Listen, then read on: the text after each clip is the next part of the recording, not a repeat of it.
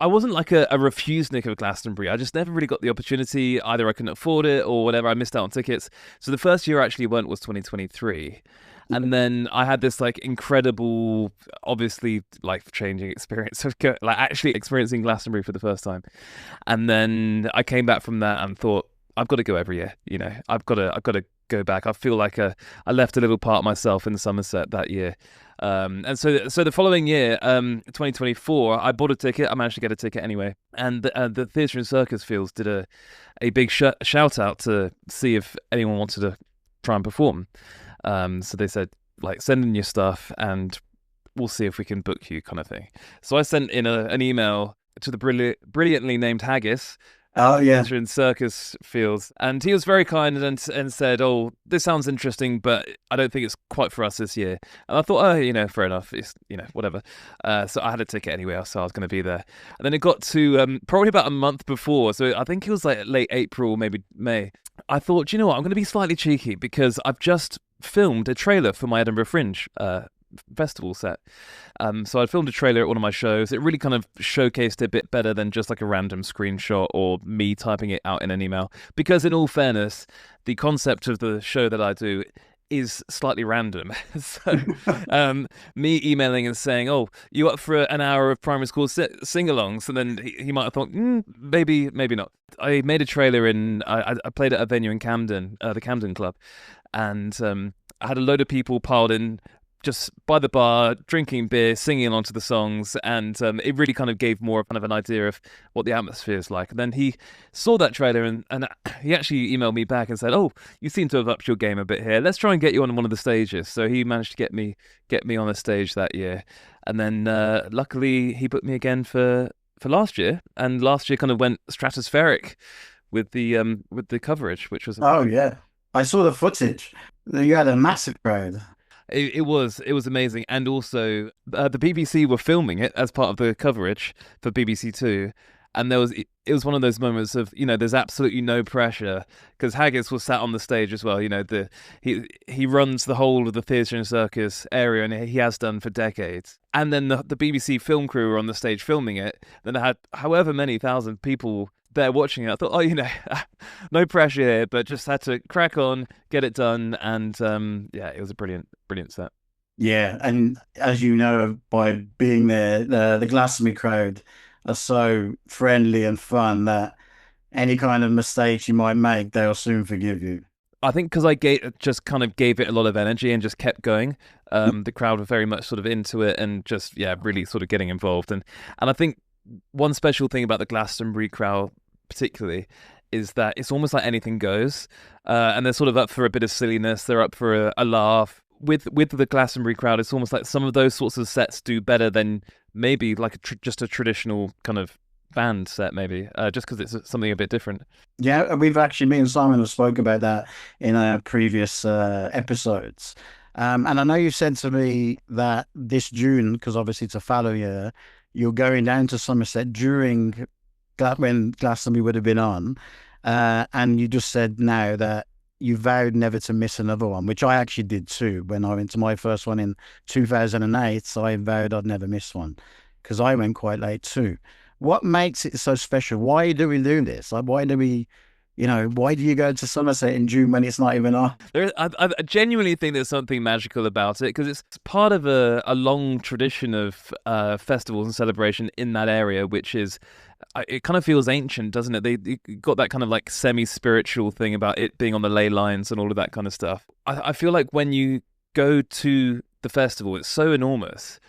It does feel like you've just entered a different world. You've left reality behind, like boring reality behind for 6 days or whatever it is, and then all of a sudden you're in this very exciting new reality. Funnily enough, my wife's not a massive festival goer. She's not been to Glastonbury, but I said I'll take you to Glastonbury this year. So I'll take her down to I'll take her to the town of Glastonbury, and she's quite into all like the witchy stuff and all of that kind of like folklore-y things. I mean, I grew up in Dorset.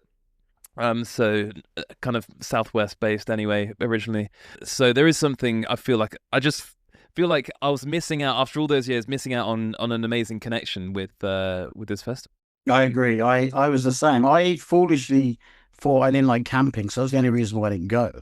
And then when I went in 2008, I fell in love with the festival and then fell in love with camping weirdly too. So I go camping all the time now. So I'm like, in one way, I'm kicking myself because I never went earlier. But maybe there was a reason why. Maybe if I went when I was too young, I might have lost my mind and be still wandering around the Glastonbury tour or something. Yeah, yeah. With only a pair of pants on. That's Exactly. I've seen it all down there, even when the festival isn't on, which you will see when you go to the town. What about standout experiences, like best act you've seen or some of the best acts you've seen when you weren't performing there? I think one of the first ones that comes to mind is the first year I went, so 2023. Elton John closed the festival on the Sunday night, and I feel like there was something very, very special about that set. And I've seen him before, a couple of times, one of which was at Festival on the Isle of Wight. I feel like because it was my first one, it was just kind of a special weekend anyway. But there was definitely something special in the air. I was listening to another podcast. They were actually talking about that set and how that it felt like there was something magical about it because the sun was going down, and it was his final, well, allegedly final show ever, and he played sort of every song you ever have loved by him. And I had a big group of mates and all feeling a bit teary and singing along together. And it was just like the perfect weather, the perfect atmosphere. And it was a great set with a legend that you probably will never see again. I think that's got to be one of the top highlights for me. I agree. I mean, in all the times I've been going, that was one of the most special ending sets. And knowing how he got there, because he was never going to play. And then Emily wrote a letter, handwritten letter to him. And he said yes, obviously. And I love the fact that he also brought up and coming bands out instead of like known acts. Everyone was guessing it was going to be like Dua Lipa or whoever he was going to bring out, Britney Spears. And he was just up and coming brilliant musicians, kind of passing on the baton. And as you said, the weather was perfect and the crowd was huge, but so polite. Every time I went to get a beer or go to the bathroom, everyone was just like, go on, mate, carry the beers, we'll get you through. It was just, yeah, I agree. It was a very special moment.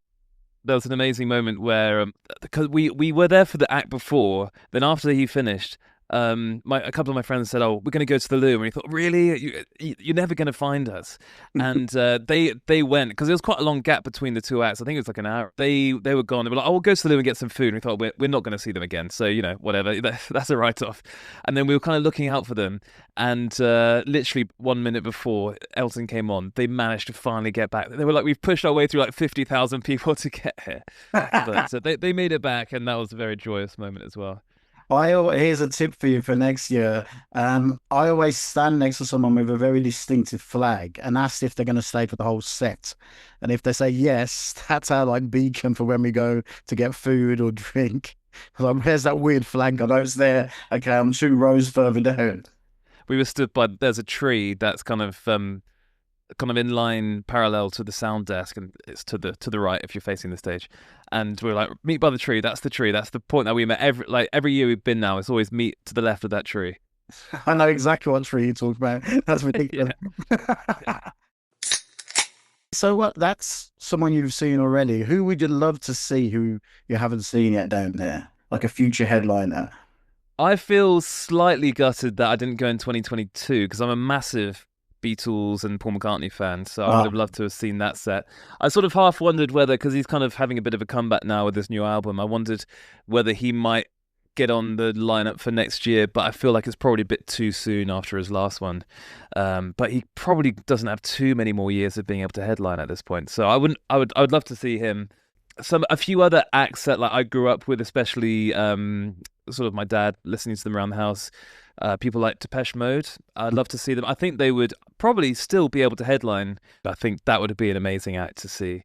I think there's a lot of great newer artists. I wonder whether we would get someone like Fred again headlining. I know he's played before, but he sort of worked his way up there, and he's played some massive shows.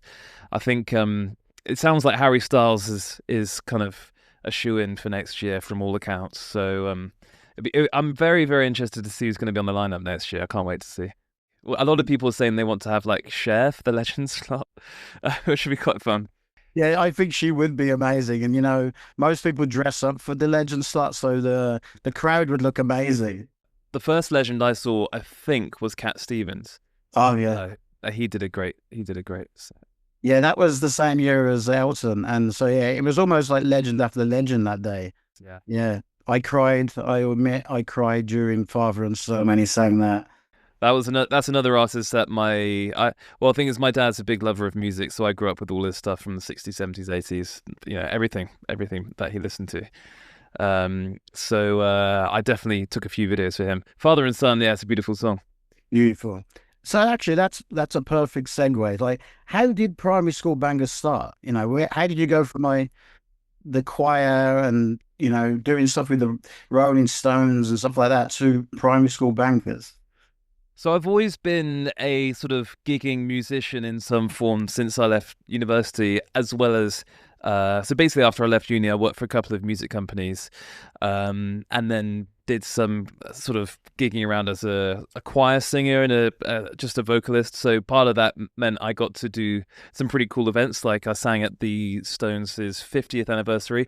Really, really stupidly, I was in this group and I sang at the Stones' 50th anniversary at the O2, and we did the sound check. The warm up day was at Wembley Arena, which is As it not is. bad, not bad for a warm up space.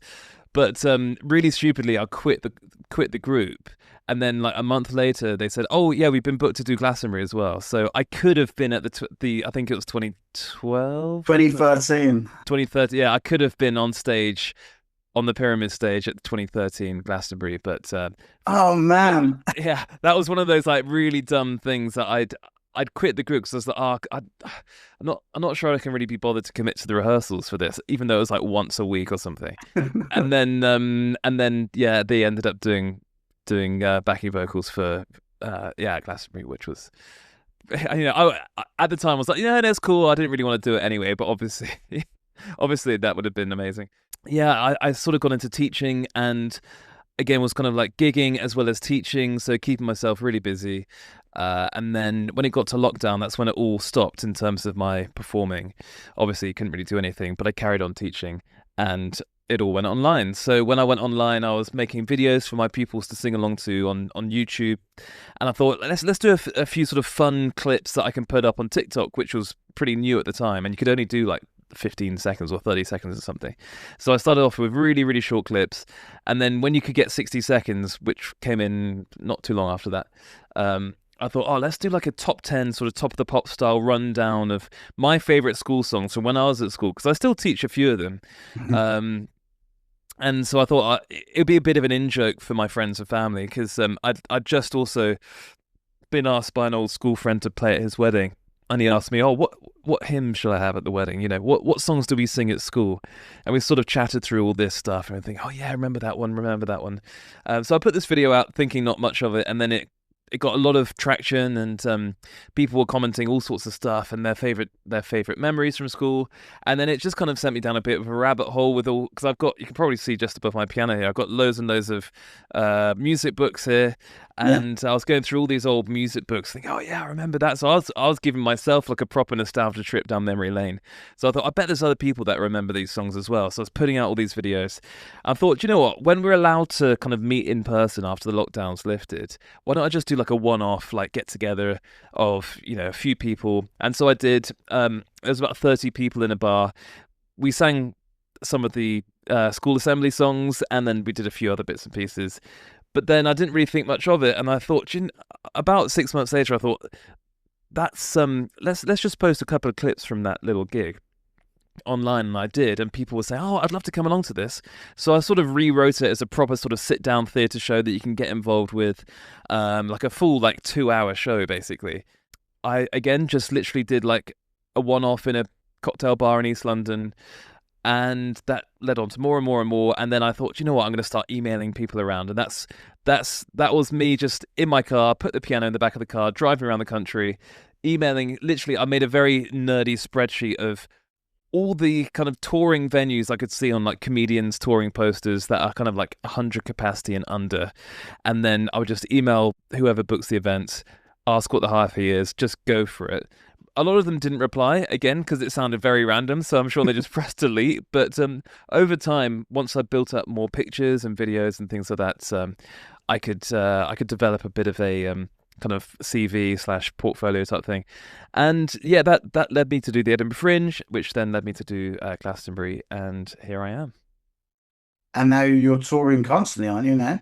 Pretty much, yeah. So actually, after the Edinburgh Fringe 2024, I had someone get in touch who's like a promoter and manager, and he said, "Oh, I can help you with your shows," because I was literally doing everything myself. You know, driving myself around, setting up, trying to do the bits of sound and lighting and whatever I could, selling the merch after the shows, and being a one-man band.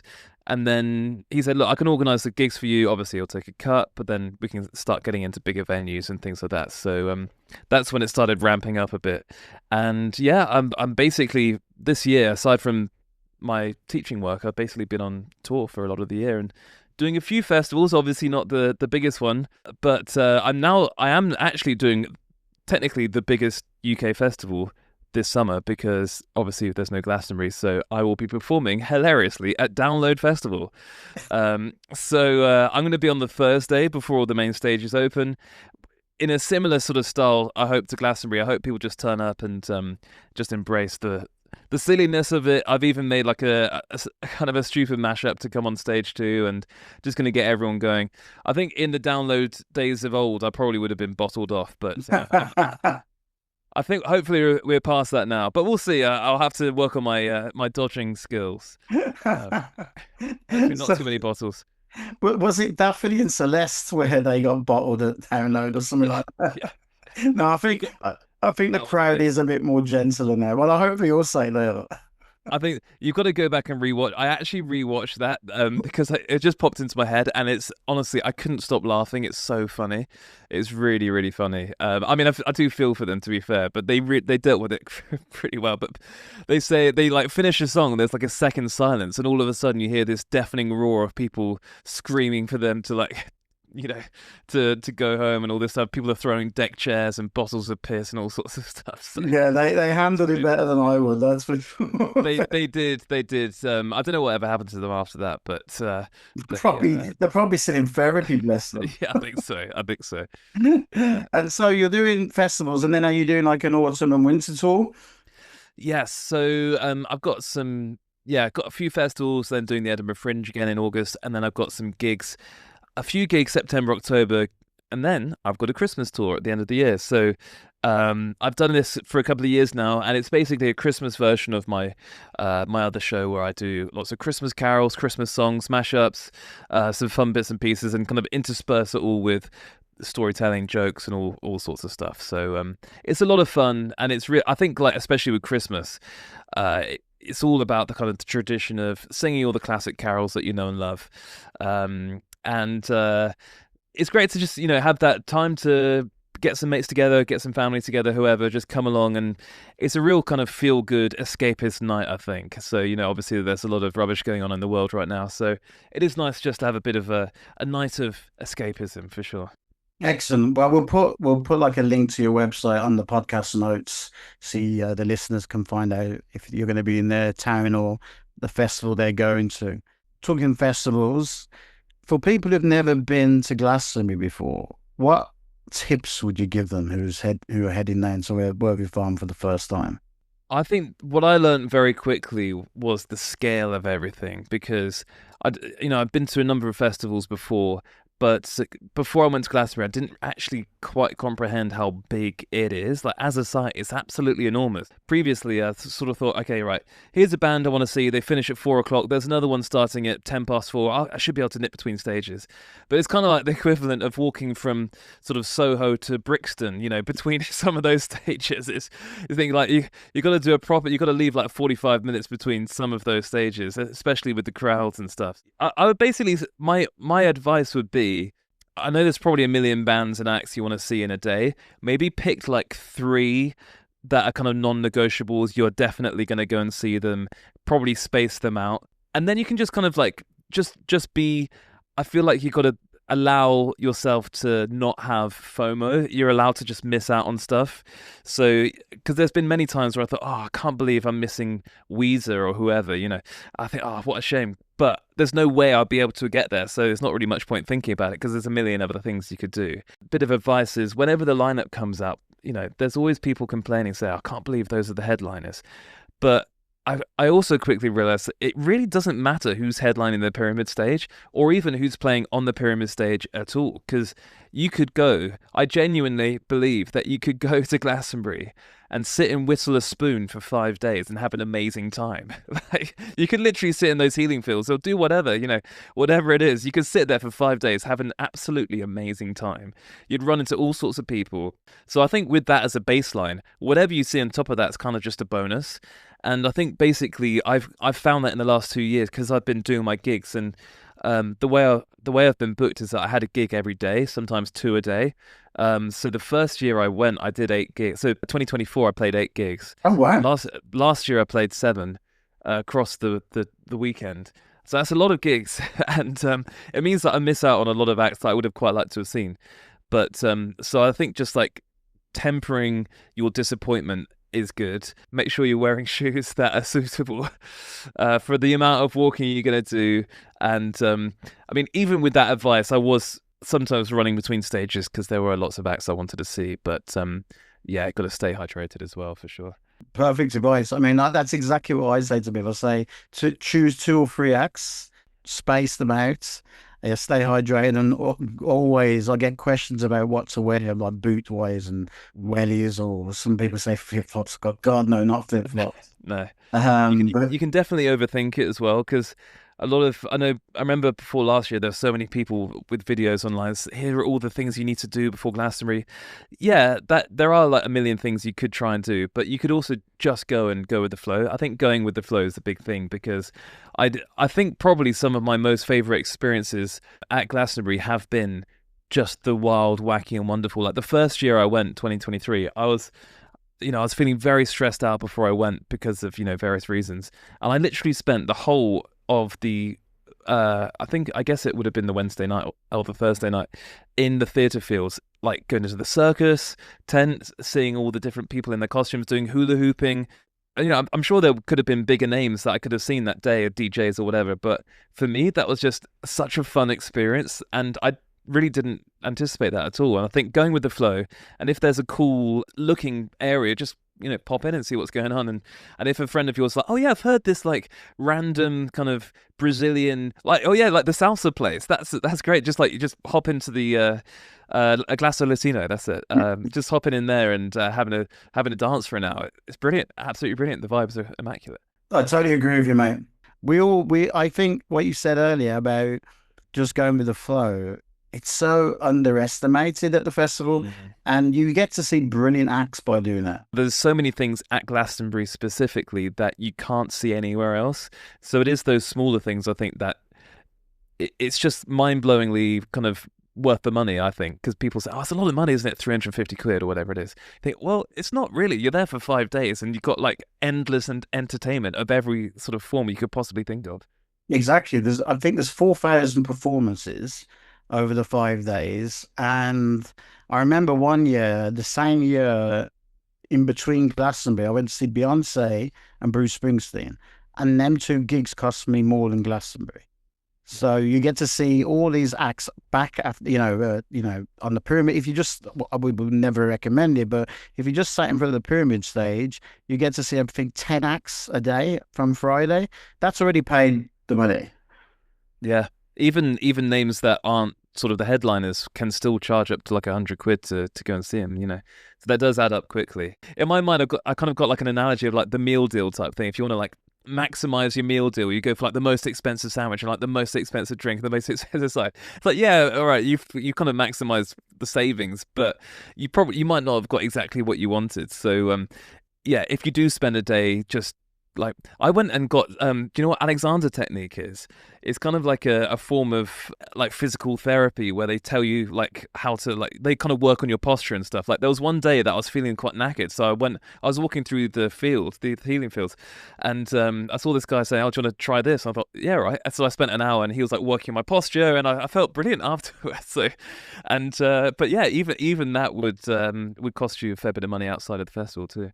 Yeah, and that's what's so special about Glastonbury is you can go and have a massage or go and meditate or, Yeah. go and listen to world-class poetry in the poetry tent. It's Yeah. not just the pyramid stage. I think something that slightly blows my mind is that there are whatever it is, 200,000, let's say 200,000 people there. Out of those 200,000 people, every single person there, without fail, will have a different experience. They'll have a different Glastonbury to each other. Even if you spend most of the weekend with someone else, you're still going to have a different experience. So it is quite incredible that, in some of the smaller festivals, a lot of people will have the same experience, same bands that maybe get the same food, and there's not really that many other things to do. But out of those 200,000 people, I think probably every single person will have a slight variation on their own experience. Because you could, if you're like a proper rave head, you could spend every day, the dance tents until 6 a.m. and that's your experience. But then someone else might be in the acoustic tent or go to see like a political lecture or something. It's like totally different. And it does blow my mind how many minute variations on the same weekend people can have.